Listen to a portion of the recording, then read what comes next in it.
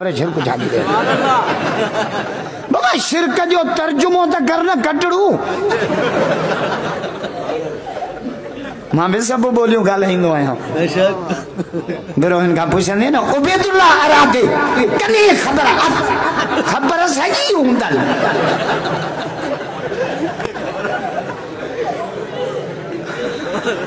हाँ शिरक जी माना है भाईवारी भाईवारी सिंधी लफ्जा सब समझो था भाईवारी समझो था ना चिंची वती तम पर भाईवारी ट्रैक्टर वतो तम भाईवारी होटल वती तम शहजादपुर भाईवारी पंप खोलियो तम पर भाईवारी रब तो चे सभिनि कमनि में भाईवारी जायज़ पर हिकड़ी शइ में भाईवार न कजो समझी आऊंदो मिसकाल मां समझी आयो वॾा होशियार जो शहजादपुर वारा खुदा जो कसम भले पी हुजे भले भाव हुजे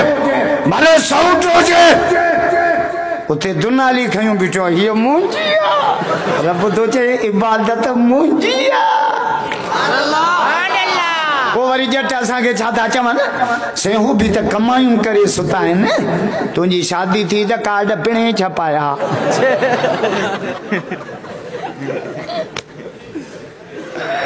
बेटा तो जे पिन्या दर न पिन मता पिन दे पूरी न पवई अरे ओहो दर पिन जो को दई न पचाए बेटा तो जे छदे दर दाता जो तू सुतन सड करी अरे बुढ़ी जो न मरी जो पिनी पियो पिनारन खा मां बाहो तो बदा पांजे रब के सुञाणो गाड़ियों सुञातई मोबाइलियों सुञातई रब न तो रब छाके चइबो आ हिकड़े धक में ॿुधाईंदुमि ॾाढा जो सुभान अल्लाह जोर सां अकेले रब जा पुजारी बइयो त मुराद करे जाओ बइयो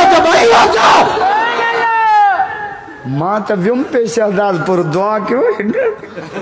यको लतीफ़ दे मुंहिंजो जुमे जी रात पाणीअ जो वारो बि त हूंदो न